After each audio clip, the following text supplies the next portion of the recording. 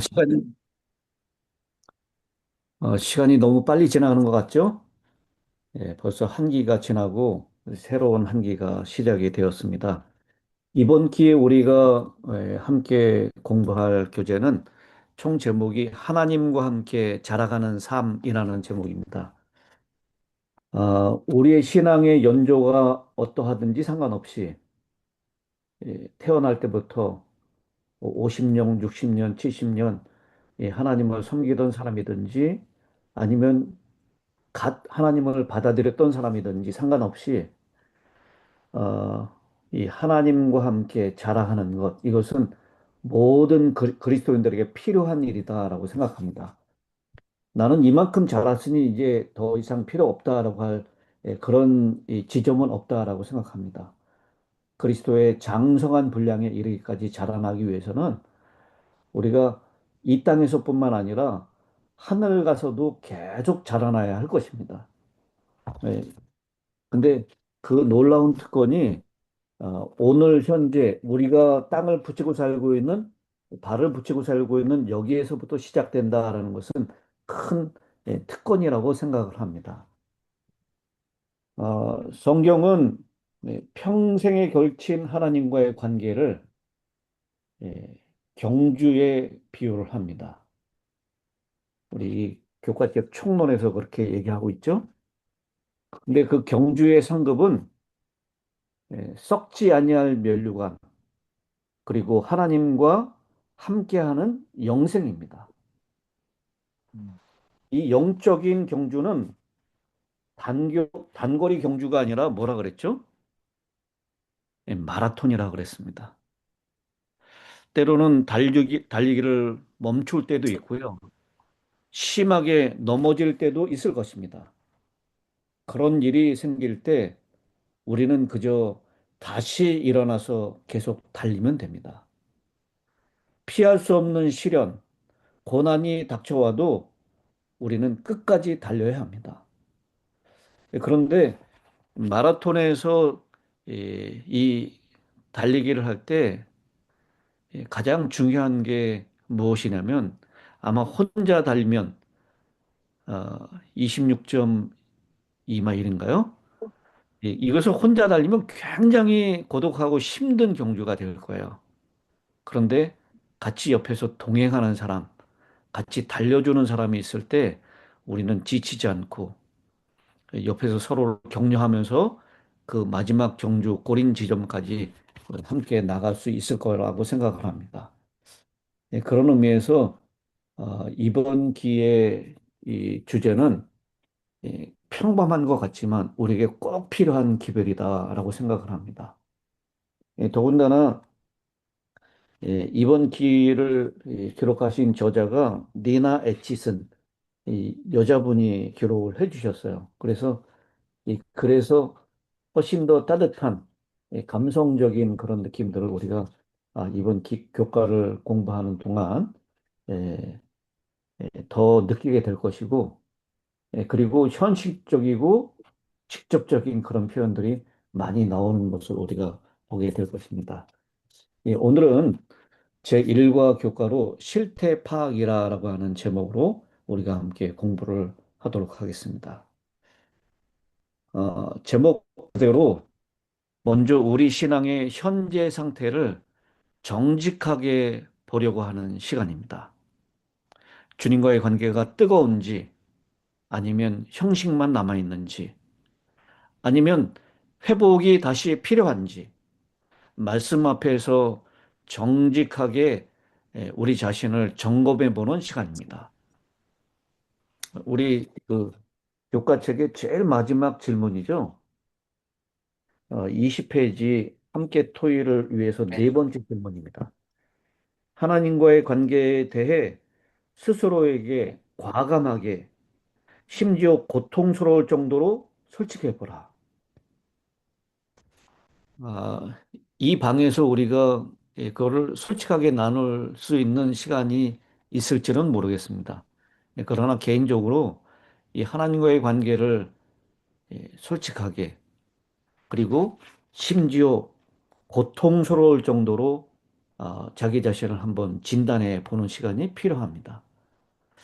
우리가 병원에 가게 되면 제일 먼저 하는 것이 무엇입니까? 진단하는 일이죠. 예. 그래서 지금 왜 이 사람이 아픈지, 왜 이런 증상이 있는지 이 정확한 진단이 필요합니다. 진단이 있어야지만 정확하게 그 병을 치료할 수 있는 길이 마련되기 때문입니다.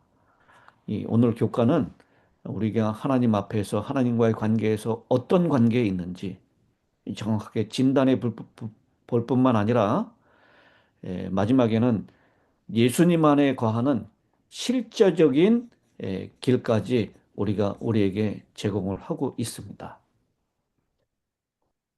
먼저 오늘 공부의 큰 흐름을 잡고 가겠습니다. 이 과는 단순히 라오디게아 교회를 비판하는 공부가 아닙니다.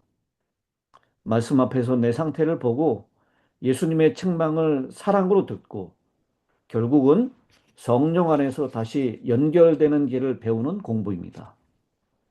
그래서 오늘 계시록 3장에 있는 라오디게아의 교회의 모습, 그리고 이 하나님께서 사람들에게 어떤 사랑으로 베풀어 주시고 어떻게 그들과 동행하시고 그들을 인도하셨는지를 살펴보게 될 것이고, 그리고 예, 책망과 회개의 축구가 왜 사랑의 표현인지를 확인하게 될 것입니다. 그리고 영원한 사랑과 포도나무 비유 속에서 회복의 길을 찾게 될 것입니다. 그리고 성령의 역사로 주 안에 거하는 실제를 배우게 될 것입니다. 그래서 오늘의 질문은요, 나는 지금 주님과 얼마나 가까이 살고 있는가? 라고 하는 질문이고요. 이 오늘의 방향은 진단으로 끝나지 않고 회복과 연결까지 어떻게 나아갈 것인가? 그것까지도 우리가 배우게 될 것입니다. 오늘 기억절에 있는 말씀입니다. 우리 한번 지금 마이크는 꺼져 계시지만 다 같이 한번 이 말씀을 기억하면서 같이 외워보도록 하겠습니다. 시작. 아버지께서 나를 사랑하신 것 같이 사랑하신 것 같이 나도 너희를 나도 너희를 사랑하였으니 사랑하였으니 나의 사랑 안에 사랑하는 거하라. 그마다 요한복음 15장 15절. 9절. 오늘 이 기억절의 핵심 표현은 나의 사랑 안에 그래서 우리 신앙은 억지 의무가 아니라 사랑에 대한 응답이어야 한다라는 것. 그것을 먼저 이 기억절 교과의 기억절을 통해서 먼저 확인을 합니다. 자, 이 시간을 통해서 먼저 스스로를 한번 점검해 보십시다. 나는 말씀과 기도에 실제 시간을 쓰고 있는가라는 것입니다.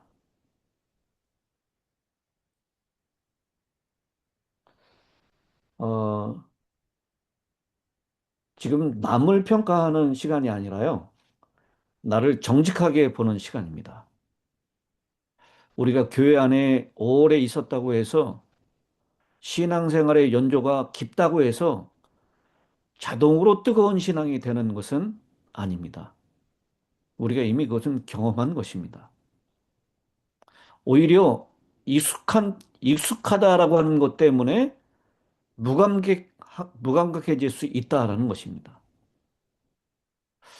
나는 하나님과의 관계를 가장 소중한 관계로 여기고 있는지,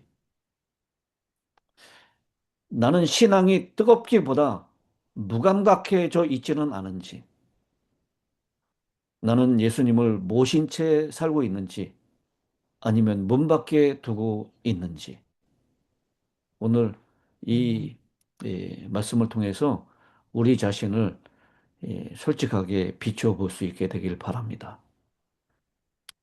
그리고 라오디게아 권면에서 예, 차가움과 뜨거움 이것을 말씀하셨는데요. 그 중간 단계가 뭐라 그랬죠? 미지근함입니다. 나는 오늘 이 시간에 이 말씀에 비추어서 어디쯤에 있는지 조용히 물어보는 시간이 필요합니다. 뜨거움 쪽에 있는지 아니면 차가움 쪽에 있는지. 근데 왜 뜨겁고 차가운 것보다 더 위험한 것이 미지근한 것이다라고 말씀하셨는지 오늘 그 말씀들을 예, 하나하나씩 좀 풀어보도록 하겠습니다. 오늘의 학습 목표죠. 깨닫기. 우리 교과책 9페이지에 나와 있습니다. 이 세상과 영혼까지의 모든 것은 주님과의 관계에 달려 있다. 그것을 우리가 깨닫는 것입니다. 그리고 우리의 죄를 위해서 죄를 이기신 주님은 우리의 부족함을 채우시고 성령으로 생명을 얻고 성장하게 하신다라는 것, 그것을 강하게 느끼는 것입니다. 그리고 행하기는 성령의 도움으로 계명을 지키고 주님 안에 거하는 삶을 선택하는 것입니다.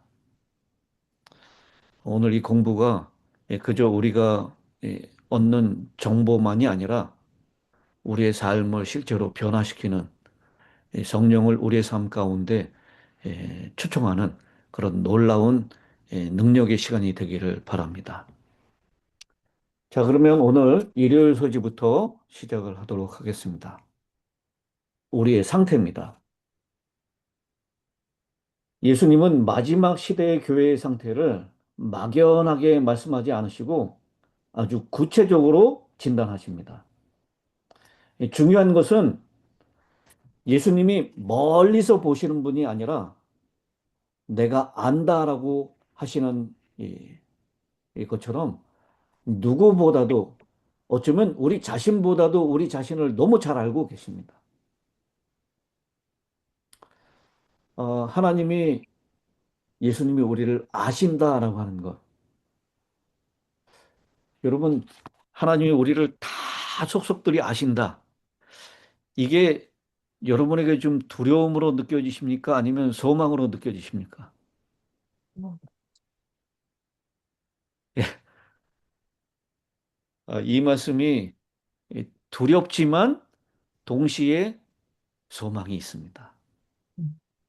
왜냐하면 아시는 분이 뭐 할 수도 있기 때문에요. 아시는 분이 우리를 치료하실 수도 있기 때문입니다. 그리고 그 아시는 분이 우리를 누구보다도 잘 이해하세요. 우리가 흙으로 만들어진 연약한 존재인 것. 그리고 너무나도 자주 쓰러지고 실패하고 실수할 수 있는 존재라는 것. 그리고 수없이 밀려오는 시험과 유혹에 쉽게 넘어가는 존재라고 하는 것을 우리 주님께서 너무나 잘 알고 계십니다. 그래서 이 라오디게아를 비롯한 일곱 교회에 보내는 편지 가운데 주님께서 빼놓지 않고 하시는 말씀은 내가 너를 아노니라고 하는 말씀입니다. 내가 네 행위를 아노니, 내가 네 형편을 아노니라고 말씀하십니다. 여러분, 우리 주변에 있는 사람들은요, 우리를 정말 잘 몰라요. 내가 왜 그렇게 행동했고, 내가 왜 그렇게 말할 수밖에 없었는지, 내 진심을 알지 못합니다. 그것 때문에 오해가 생기고, 반목이 생기고, 그것 때문에 마음 아픈 일들이 많이 일어납니다. 그러나, 우리의 중심을 보시는 하나님, 그 하나님께서 우리를 아신다라고 말씀하십니다. 그것은 너무나 큰 위로고 소망의 말씀이라고 생각을 합니다. 이 라오디게아를 진단하시면서요, 겉으로는 풍요로워 보이지만 실제로는 가난하다라고 말씀하십니다. 스스로 만족하지만 주님의 평가는 전혀 다릅니다. 뜨겁지도 차갑지도 않은 미지근한 상태다라고 말씀합니다. 문제의 핵심은 예수님이 중심에 계시지 않는다라고 하는 것입니다. 이 라오디게아에 보내는 편지는 교회에 보내는 편지예요. 하나님을 믿는다라고 하는 사람들. 특별히 우리가 지금 라오디게아 시대를 살고 있다라고 얘기하고 있죠.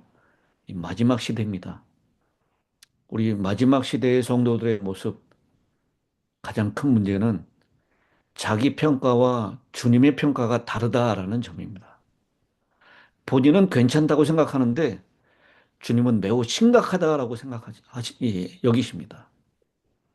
신앙생활에서 가장 위험한 순간은 실패했을 때보다도 괜찮다고 착각할 때일 수가 있습니다.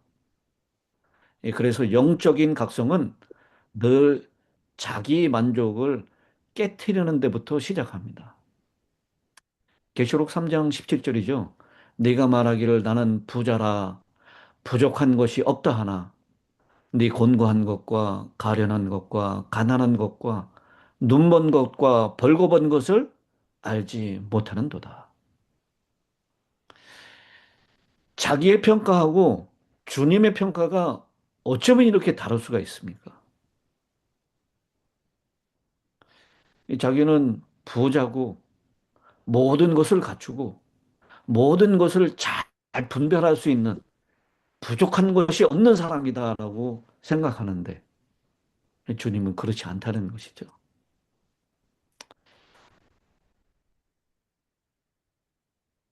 미지근한 상태에 있다라는 것입니다.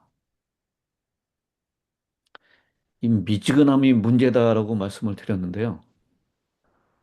이 미지근함은 단순한 감정 상태가 아니라 예수님을 문 밖에서 얻은 관계의 문제다라는 것입니다. 이 미지근함의 이 뿌리를 어디에서 찾아볼 수 있을까? 예수님을 문 밖에 세워두었기 때문에 예수님과의 관계가 지금 부족하기 때문에 어쩌면 단절되어 있기 때문이다라고 얘기할 수 있습니다. 많은 경우에 우리는 미지근함을 그냥 열정 부족,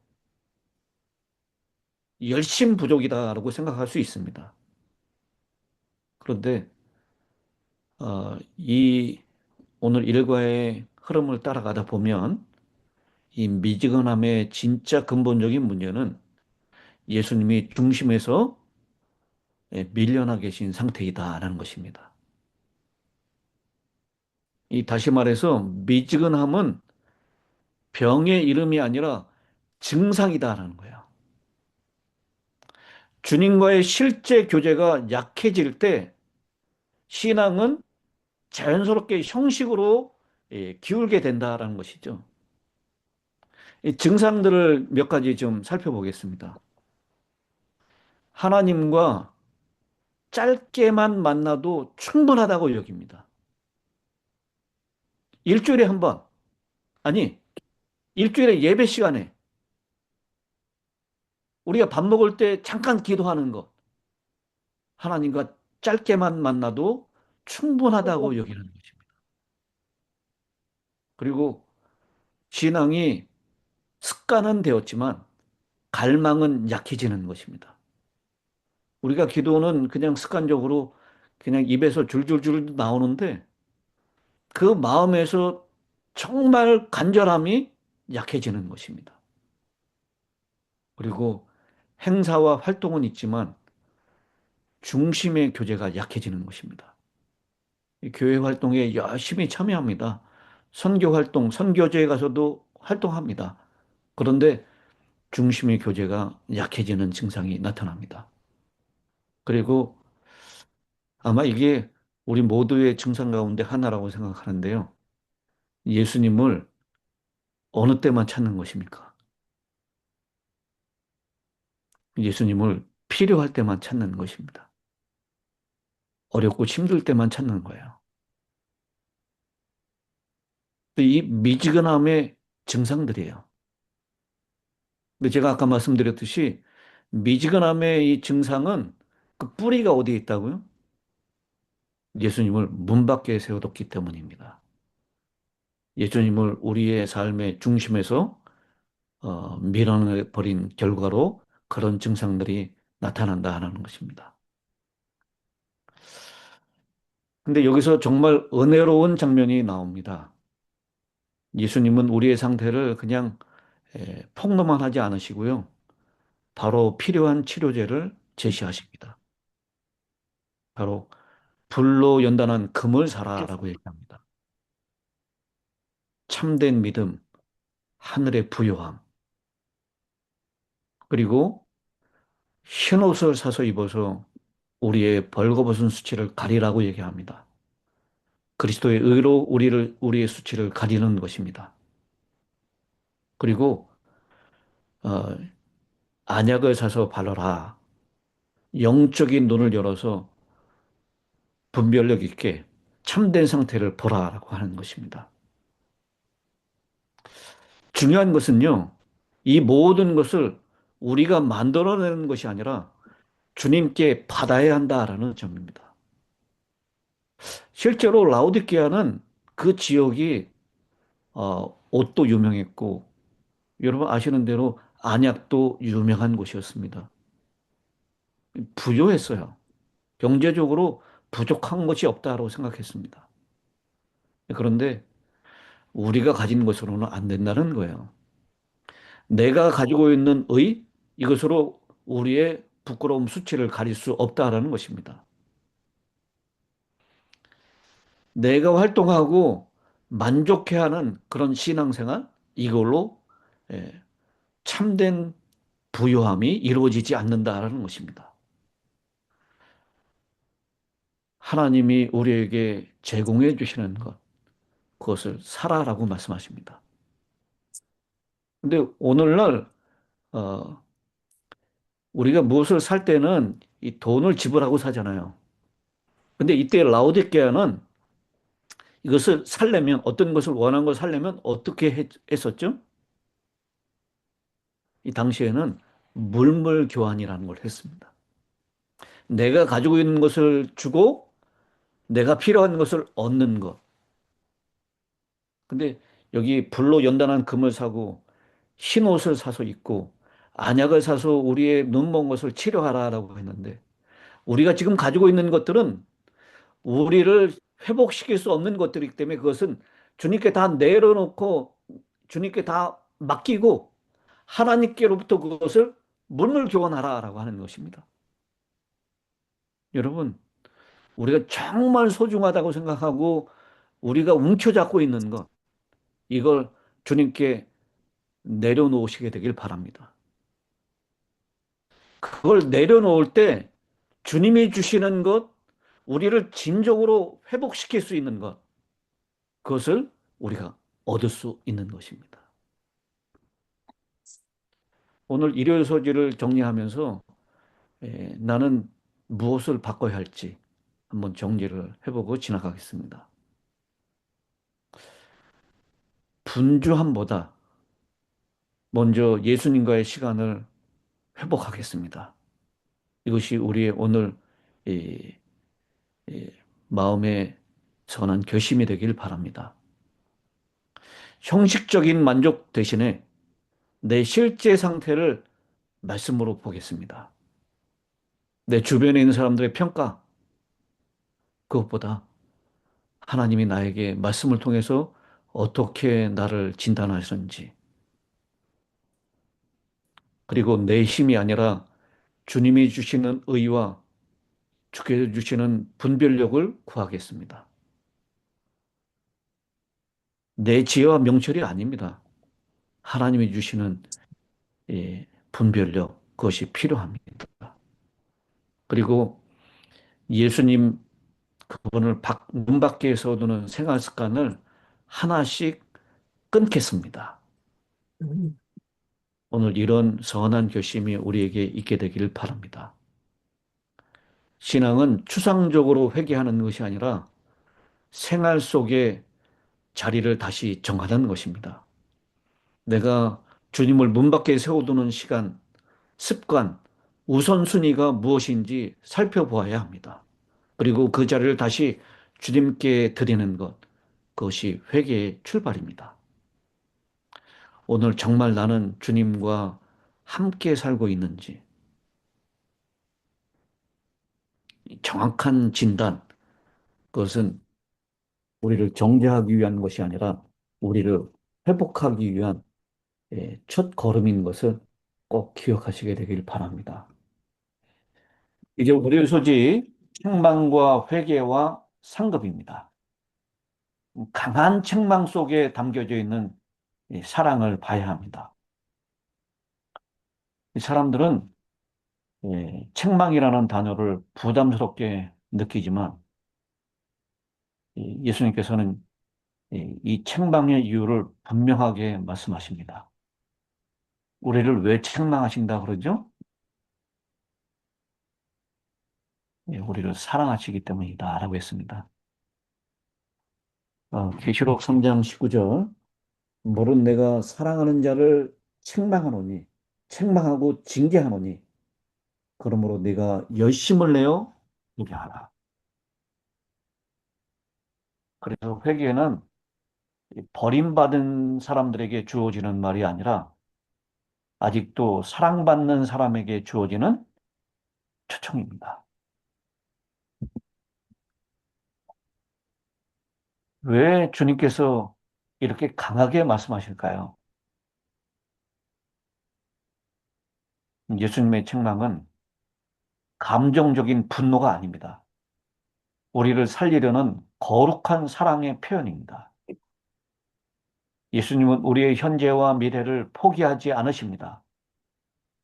미지근함을 방치하면 생명과 관계가 더 약해지기 때문에 그렇게 강하게 책망하시는 것입니다. 주님은 필요할 때만 찾는 관계에 만족하지 않으십니다. 책망의 목적은 상처가 아니라 회복과 생명입니다. 여러분, 아이가 위험한 길로 갈 때 부모가 야, 거기로 가지 마라. 이렇게 점잖게 얘기합니까? 아이가 위험한 길로 갈 때 부모가 단호하게 부릅니다. 그리고 끄집어 당깁니다. 주님도 생명의 길로 우리를 다시 부르시는 것입니다. 그래서 책망을 들을 때 중요한 질문은 왜 이렇게 심하게 말씀하시지? 이게 아니라 주님이 나를 아직 놓지 않으셨구나. 이렇게 들어야 하는 것입니다. 주님의 엄한 말씀은 관계를 아직 포기하지 않으셨다라는 증거입니다. 계시록 3장 19절에 그러므로 네가 열심을 내어 회개하라 라고 말씀하십니다. 오늘 이 하나님의 책망이 강하게 들려지면 들려질수록 우리가 열심을 내서 회개할 필요가 있습니다. 어, 계시록 3장 20절에 있는 말씀이죠. 이 구절은 정말 아름다운 초청입니다. 우주의 주님께서 못하실 것이 없는 능력의 하나님께서 문을 부시고라도 들어올 수 있는 능력이 있는 분인데 그분이 억지로 들어오지 않으시고 문 밖에서 두드리시면서 기다리신다는 겁니다. 볼지어다 내가 문 밖에 서서 두드리노니 누구든지 내 음성을 듣고 문을 열면 내가 그에게로 들어가 그와 더불어 먹고 그는 나와 더불어 먹으리라. 여러분 가장 아름다운 저녁 식사로 저녁 식사로의 초대입니다. 여기 식사는 저녁이에요. 여러분 가장 중요한 이 식사는 아침, 점심, 저녁 중에 어떤 식사죠? 물론 우리의 건강을 위해서는 아침을 왕같이 먹어야 된다라고 얘기합니다. 그런데 가장 소중하고 귀한 사람과의 식사는 항상 만찬입니다. 저녁 만찬이에요. 모든 것이 가장 여유롭고 하루의 일과를 다 마치고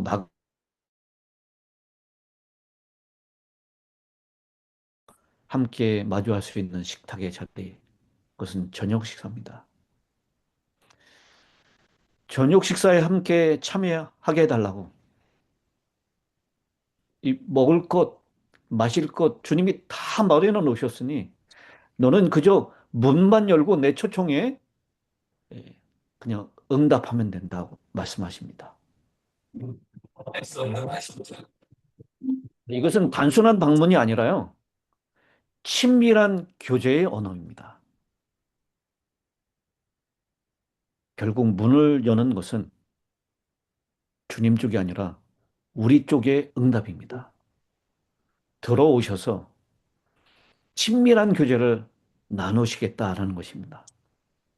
음성을 듣고 문을 여는 선택은 우리에게 있다라는 것입니다.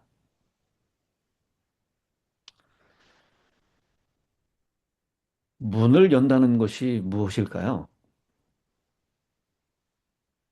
문을 연다는 것은 감동 한번 받는 것으로 끝나는 것이 아닙니다. 우리의 시간을 드리는 것입니다.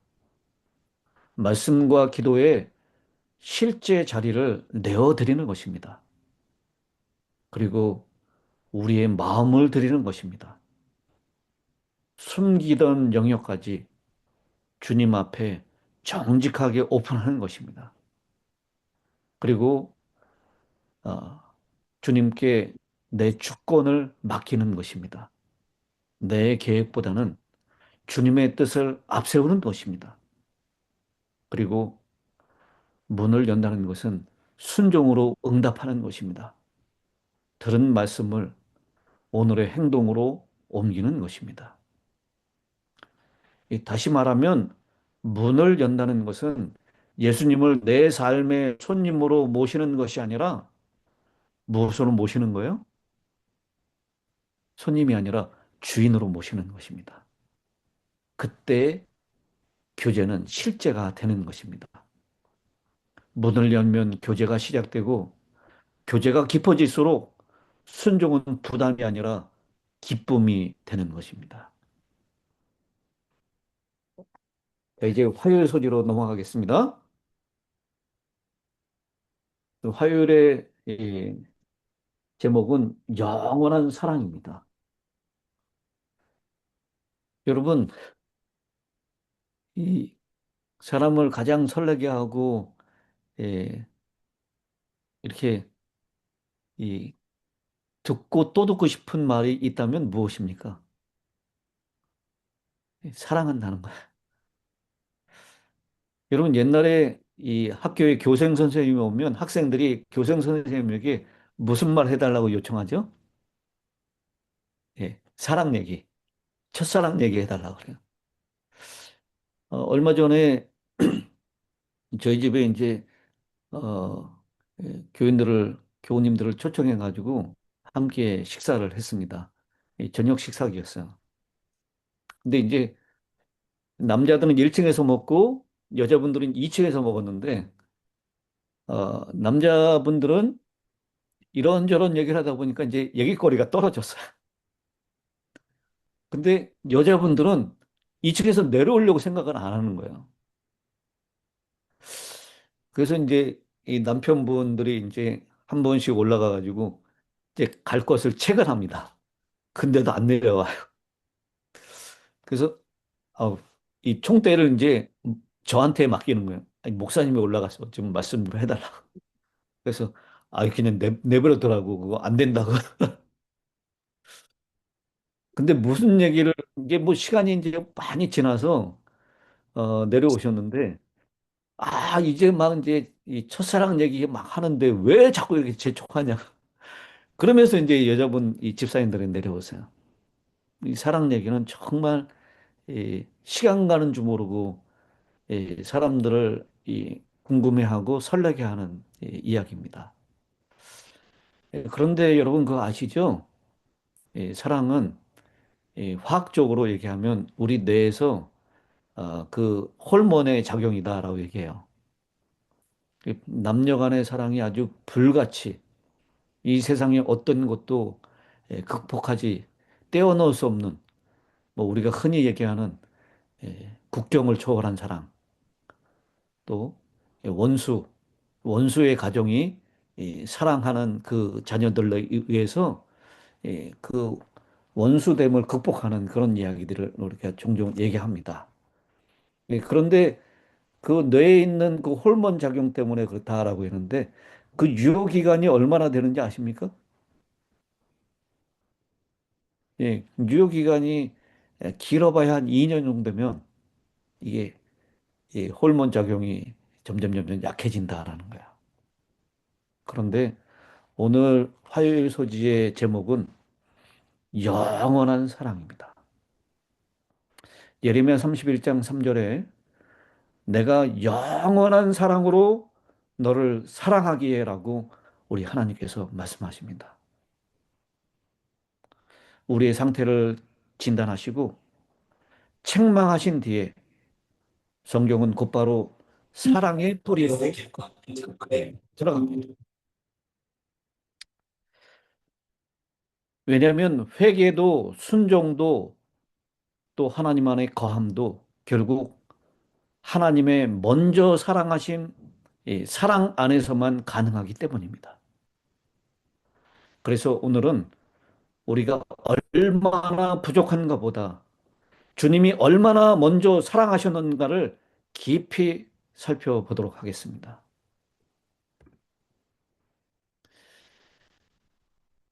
예수님은 자신의 승리를 우리의 승리라고 우리의 이김으로 여겨주신다라고 말씀하십니다.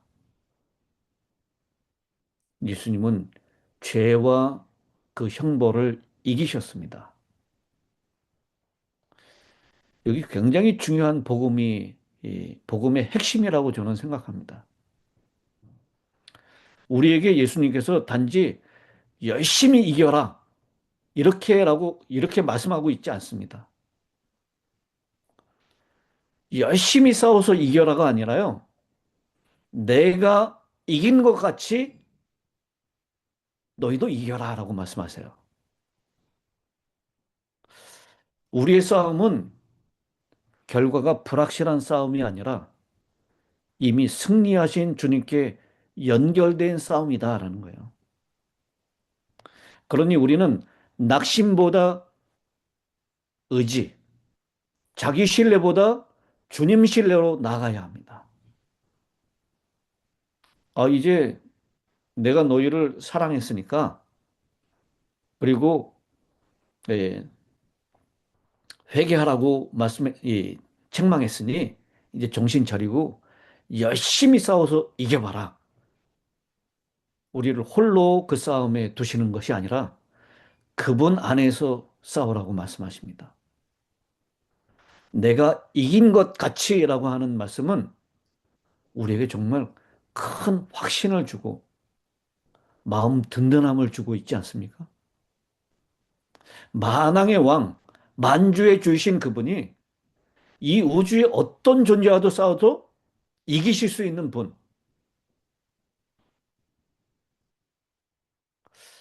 근데 여러분 아시다시피 주님께서의 싸움은 정말 불리한 상태에서 싸움이었어요. 이 사탄은요, 우리가 강할 때, 이 야영회를 갔다 와가지고 믿음이 충만할 때 우리에게 임하지 않습니다. 우리가 정말 연약하고 약할 때 임해요. 예수님께서도 40일을 금식하시고 난 다음에 사탄의 유혹을 받지 않습니까? 더군다나 이 돌덩어리를 떡으로 만들 수 있는 능력이 있는 분에게 돌을 떡으로 만들어 먹어라라고 하는 유혹은 굉장히 큰 유혹입니다. 40일을 금식하고 난 다음에요. 인간의 죄는 없으셨지만 죄의 연약함을 온전히 물려받은 그 상태에서 주님께서는 그 싸움을 이겨내셨습니다. 그 이김은 사람들의 눈에 보기에는 완전한 실패고 절망이고 낙담이라고 생각할 수 있는 십자가상의 죽으심으로 이루어낸 싸움입니다. 그리고 십자가의 죽음, 아, 죽음 너머를, 무덤 너머를 보지 못하셨던 그 절박한 상황에서 아버지여, 어찌하여 나를 버리시나이까라고 그렇게 목 놓아서 외칠 수밖에 없었던 그 절박한 상황에서 주님께서는 결국 승리하셨습니다. 그리고 그 죄와 그 죄가 가져야 될 형벌을 주님께서 다 담당하시고 이겨내셨습니다. 그래서 내가 이긴 것 같이 너희도 이겨라라고 말씀하십니다. 승리는 자기의 의가 아니라 주님의 승리에 연결될 때 가능하다는 것 우리가 기억해야 합니다. 그래서 이기는 자에게 3장 21절이죠. 내가 이기고 아버지 보좌에 함께 앉은 것 같이 그렇게 할 것이다 라고 약속을 하십니다. 주님의 승리가 우리의 승리의 보장이 되고 우리의 승리의 소망이 된다는 것 여러분 기억하시기 바랍니다. 정말 암담해 보일 때 좌절하고 낙심하고 이젠 끝났다라고 생각할 때 그때 우리 하나님께서는 역전시키시는 하나님이라는 것. 주님이 이미 그 승리를 이뤄 놓으셨고 주님의 승리가 곧 우리의 승리가 되게 하셨다는 것 기억하시기 바랍니다. 하나님은요, 오늘 교과의 14페이지에도 나와 있지만, 어, 하나님은 항상 먼저 찾아오셨습니다. 성경 전체에 하나님은 먼저 찾아오신 분으로 등장합니다. 아담이 숨었을 때도 찾아오셨고, 에녹과 동행하시고, 마침내는 그 에녹을 데려가셨습니다. 노아에게는 길을 알려주셨고, 심판 가운데서도 말씀으로 이 노아에게 구원의 방주를 제공해 주셨습니다. 그리고 아브라함은 부르셨고 사명을 맡기셨습니다. 그리고 모세와는 말씀하시고 그리고 얼굴에 광채가 비치게 하셨습니다. 즉 하나님과의 관계는 인간이 먼저 시작한 프로젝트가 아니라 하나님이 먼저 여신 역사였다라는 것입니다. 오늘 우리에게도 그 흐름은 같습니다. 하나님이 예레미야를 통해서 우리에게 말씀하십니다. 내가 영원한 사랑으로 너를 사랑하기에 인자함으로 너를 이끌었다. 그런데 이때 이스라엘의 상태가 하나님께 순종하고 하나님과 가까이 붙어 있을 때가 아니에요. 여러분, 예레미야는 무슨 선지자라는 별명이 있죠? 눈물의 선지자라 그래요. 예레미야 선지자가 왜 울 수밖에 없었습니까? 이 이스라엘 백성들이 끊임없는 권고에도 불구하고 하나님을 거절하고 배반하고 하나님께 불순종하고 하나님께 반역하고 하나님 외에 그들이 원하는 축복, 그들이 바라는 것을 추구하는 삶을 살았기 때문에 그 예레미야는 눈물이 마를 날이 없었습니다. 근데 그때 하셨던 고백이에요.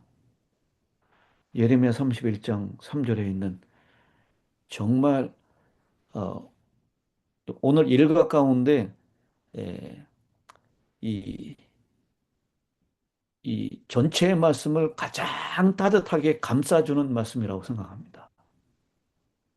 내가 영원한 사랑으로 너를 사랑하기에. 하나님은 잠깐 사랑하셨다가 실망하고 떠나는 분이 아닙니다. 영원한 사랑으로 이를 이끄시는 분입니다. 그래서 우리는 넘어졌어도 다시 세워질 수 있습니다. 내가 다시 너를 세우리니 네가 세움을 입을 것이다. 문제는 하나님이 우리를 사랑하느냐, 하나님이 우리를 원하시느냐가 아니라 우리가 그 사랑에 어떻게 응답하느냐, 어떻게 반응하느냐에 달려 있는 것입니다. 사람의 사랑은요, 조건적인 사랑일 수밖에 없습니다.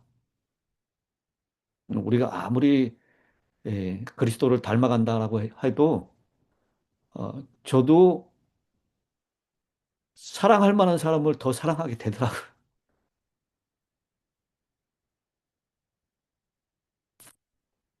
그런데 하나님은 일시적인 사랑이 아니라 영원한 사랑, 무조건적인 사랑입니다. 그 영원한 사랑이 우리를 이끌고 계십니다. 그 인자하심이 우리를 이끌고 계십니다. 주님은 무너진 자를 다시 세우시는 분이십니다. 그러니 지금 우리의 형편을 보지 마시고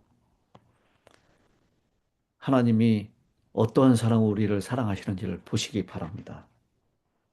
우리 교과책 15페이지 영감의 교훈이죠. 교육 294쪽에 있는 말씀입니다. 이 끝없는 사랑이라고 제목이 붙어 있죠. 아, 저는 이걸 읽으면서 얼마나 그 하나님의 사랑에 마음에 이렇게 따뜻함을 느끼고 감동을 느꼈는지 모릅니다. 그분께서는 과실을 범한 자, 반항하는 자, 심지어는 배교한 자까지도 몇 번이라도 다시 받아들이시기 위하여 손을 펴고 기다리신다. 제가 그런 사람이에요. 과실을 범하고 반항하고 하나님을 반역하고 배교하는 자. 그런데 몇 번이라도 다시 받아들이신다.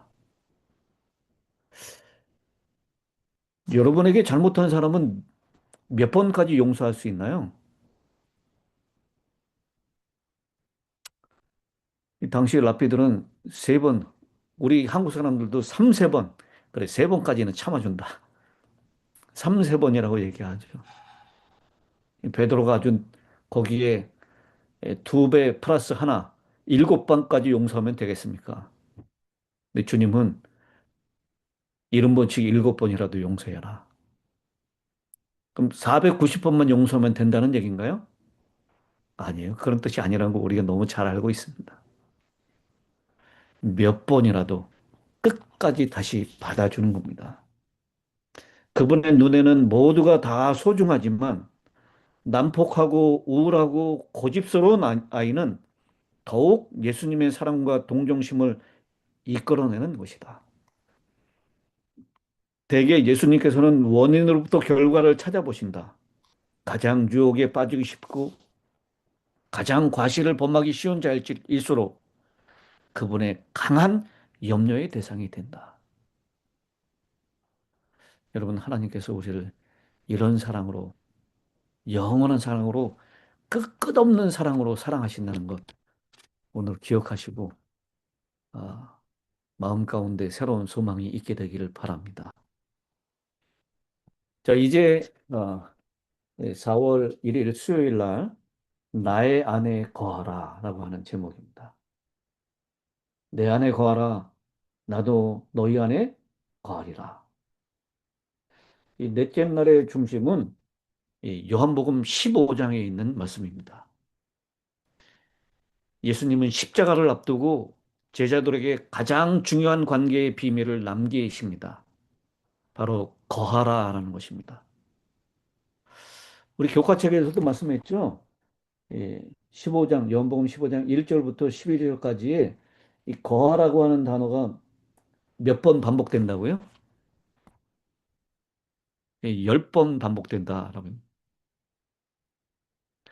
근데 제가 쉬어보니까 10번은 아닌 것 같아요. 여러분들은 어떻게 쉬어보셨는지 모르겠는데, 이 번역본에 따라서 아마 이 저자는 이제 영어 성경을 읽었기 때문에 그 10번이라고 얘기한 것 같아요.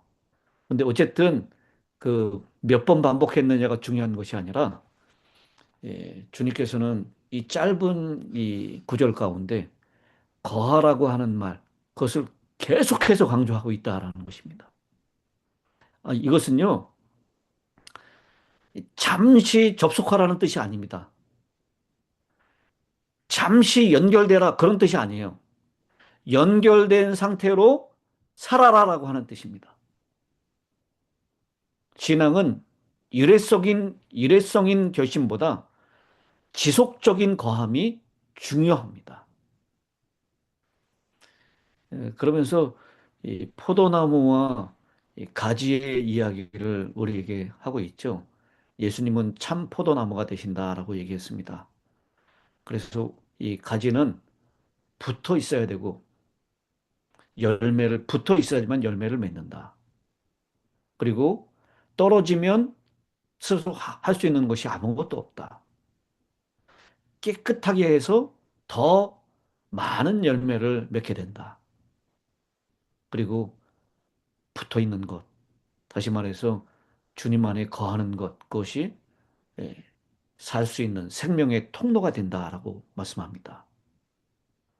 요한복음 15장 5절에 나를 떠나서는 너희가 아무것도 할 수 없음이라라고 말씀하십니다. 포도나무 비유의 핵심은 아주 단순합니다. 가지는 스스로 열매를 맺을 수 없다는 것입니다. 붙어 있으면 자연스럽게 생명이 흐르고 열매가 맺히지만 떨어지면 말라간다는 것입니다. 그래서 신앙의 관건은요, 내가 얼마나 강한 가지인가 이게 아니라요, 내가 얼마나 주님께 붙어 있는가라는 것입니다. 예수님은 그 사실을 우리에게 분명하게 말씀하십니다. 여러분, 그런 얘기 있죠? 걷는 놈 위에 뛰는 놈, 뛰는 놈 위에 날아가는 놈. 여러분, 날아가는 놈 위에 뭐가 있는지 아십니까? 날아가는 놈 위에 붙어가는 놈이 있어요. 여러분, 그 12간지 아시죠? 예. 자축인묘 진사오미 신유술회. 그게 이제 동물들의 경주에서 순위를 결정한 거잖아요.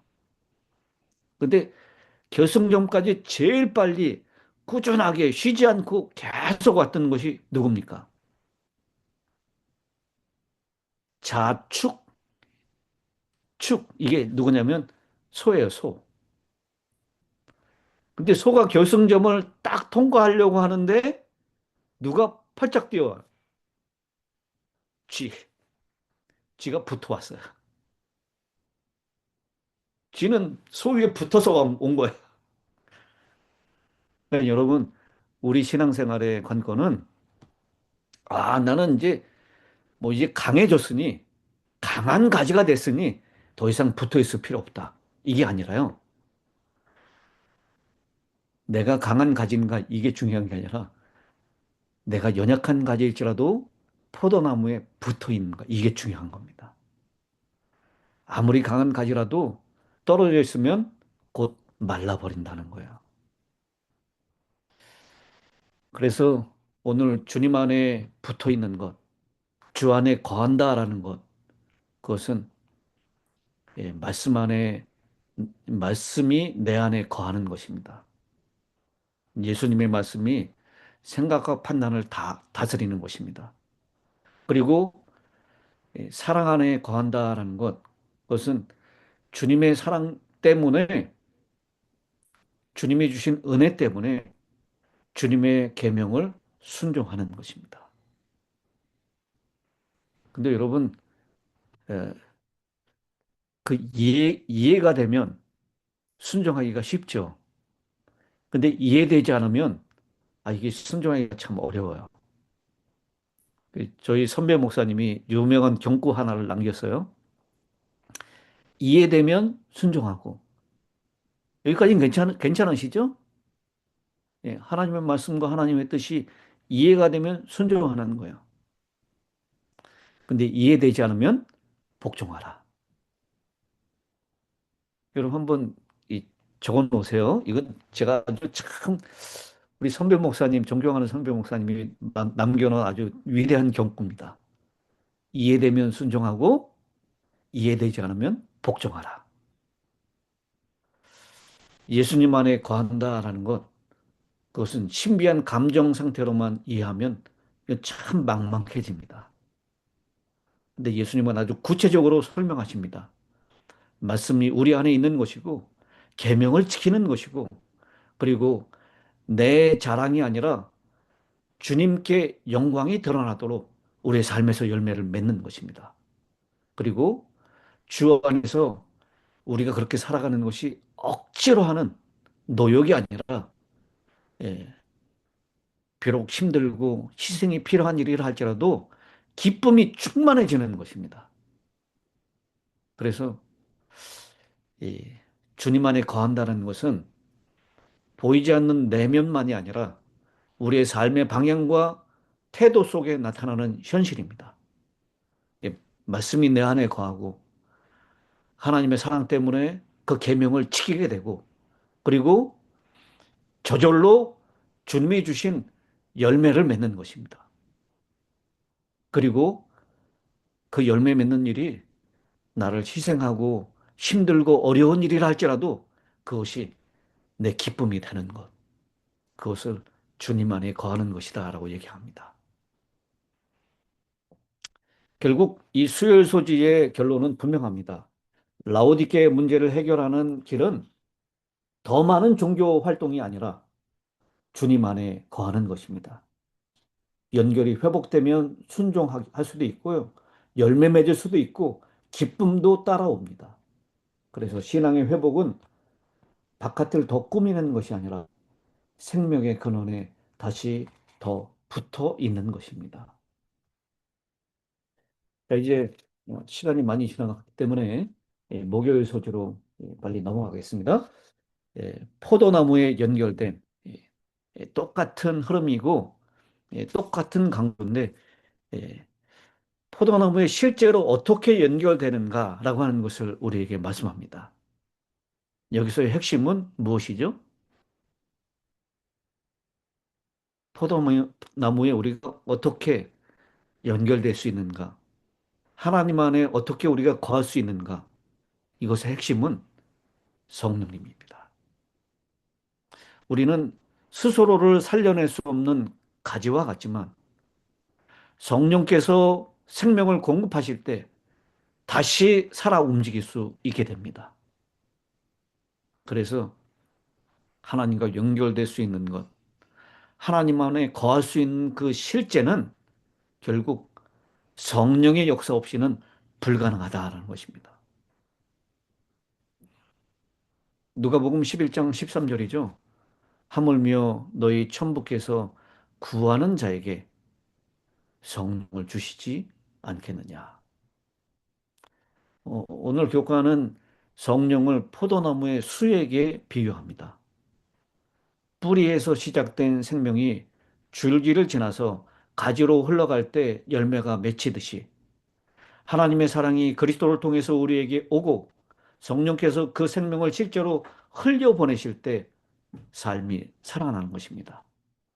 그래서 변화는 억지 결심만으로 오지 않고요.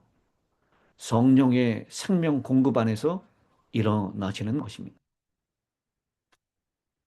이 뿌리는 이것이에요. 하나님이 먼저 우리를 사랑하셨다라는 것입니다. 줄기는 그리스도와의 연결입니다. 가지는 우리의 삶과 이 하나님과 붙어 있으려고 하는 선택입니다. 열매는 성령의 공급하시는 수액을 통해서 생명을 얻게 되고 성장하게 되고 순종하게 되는 것입니다. 로마서 8장 9절로 11절에 성령이 우리 안에 거하시면 그리스도께서 우리 안에 계시고 죽을 몸도 살리는 생명의 역사가 일어난다라고 말씀합니다. 예. 성령 충만을 얘기할 때 우리가 막연하게 생각하기 쉽지만 예수님은 성령의 사역을 우리에게 분명하게 말씀하셨습니다. 바로 그분은 보혜사로 우리 곁에 계시며 우리를 버려두지 않으신다라고 했습니다. 그리고 예수님을 알고 그분을 증거하게 하신다라고 했습니다. 그리고 죄와 심판, 의에 대하여 깨닫게 하신다라고 했습니다. 그리고 모든 진리 가운데로 우리의 삶을 이끄신다라고 했습니다. 그러니 성령의 역사는 언제나 예수님 중심이고 말씀 중심이고 삶을 변화시키는 방향으로 나타납니다. 그 성령 충만은 예수 충만입니다. 성령 충만은 말씀 충만입니다. 그래서 끊임없이 성령을 간구해야 돼요. 우리가 한 번 물을 마셨다고 해서 갈증이 사라지는 것이 아니죠. 계속해서 물을 마셔줘야 합니다. 한 번 밥을 먹었다고 해서 다시 배고파지지 않는 것 아닙니다. 매일 몇 끼 먹어야 합니다.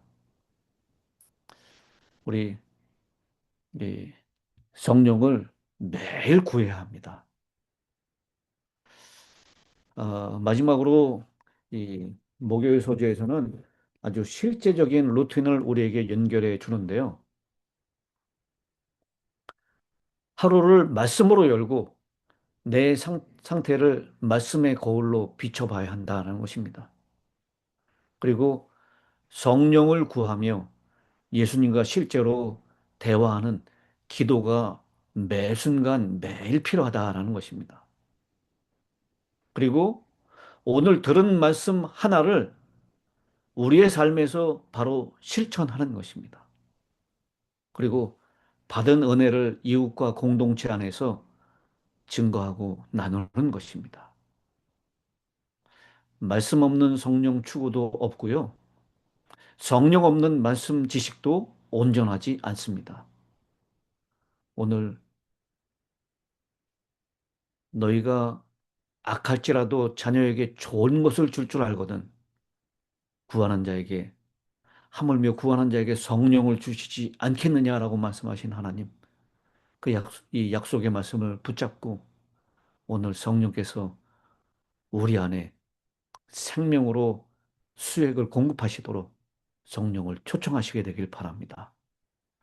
성령을 주시는 여러 방법이 있어요. 아까 말씀드렸듯이 말씀을 통해서, 기도를 통해서, 그리고 내가 경험하는 사건과 내가 만나는 사람을 통하여 성령께서는 우리에게 말씀하시고 역사하십니다. 오늘 아, 성령이 우리 안에 충만해 줄 수 있도록 성령을 구하시는 저와 여러분이 되시길 바랍니다. 이제 마지막 더 깊은 연구 금요일까지 왔습니다. 하나님은 우리가 태어나기 전부터 우리를 아시고 사랑하셨습니다. 여러분 이 말씀에 아멘 하실 수 있습니까? 아멘. 네. 하나님은 우리를 태어나기 전부터 아셨어요. 머리털까지 세시는 그 하나님. 우리가 어떤 형편인지, 어떤 고집이 있는지, 어떤 상처가 있는지 주님은 다 알고 계십니다. 그래서 주님께서는 각 개인에게 맞춤으로 오시는 것 같아요. 이 성경을 읽어보면 그 개인 개인에게 하나님께서는 눈높이로 맞춤으로 하나님께서 우리에게 다가오십니다. 우리를 아시고 우리를 사랑하셨노라고 말씀하십니다. 관계의 성장은 느릴 수도 있고 빠를 수도 있지만 중요한 것은 끊임없는 연결이 중요한 것입니다. 그리고 포도나무 가지가 수액을 계속 받아야 하듯이 우리도 성령의 임재가 계속 필요하다라는 것입니다. 예수님 안에 거한다는 것, 그것은 그분의 성령을 계속 받아들이고 그분의 말씀에 푹 젖는 것. 그래서 다른 길이 없습니다. 오늘 우리의 형편과 상태가 분명하게 진단됐다면 그 치유 방법, 그것은 말씀 안에서 성령을 계속 사모하고 성령을 통하여 그 말씀이 우리의 삶에 깨달아지고 실천해지는 그 단계까지 나가는 것입니다. 관계의 속도보다 중요한 것은 방향입니다. 예수님께 계속 연결되어 있는가? 그것이 핵심입니다. 아, 오늘 시간이 너무 많이 지나갔기 때문에 이렇게 함께 토의하고 나눌 수 있는 시간은 좀 부족할 것 같습니다. 어, 오늘 교과 토의에서도 얘기하는 질문들이죠. 무엇이 나를 라오디게아 같은 상태로 이끌어 갔는가? 여러분 스스로 에, 진단을 해보시기 바랍니다. 이 정답을 뭐 찾고 정답을 구하는 게 아니라 어, 내 마음을 진실하게 나누는 것입니다. 그리고 이 라오디게아의 상태가 남의 상태가 아니라 바로 내 삶의 상태라는 것. 그래서 내 삶과 내 삶의 우선순위를 다시 한번 점검해 보는 시간이 있었으면 좋겠습니다. 그리고 나는 성령의 임재를 위해서 얼마나 자주 기도하고 있는지, 쉬지 말고 기도하라. 이 말씀이 무슨 의미인지 여러분 한번 깊이 생각하시고 어, 이 기도의 자리로 그 기도의 시간으로 깊은 기도로 나아갈 수 있게 되길 바랍니다.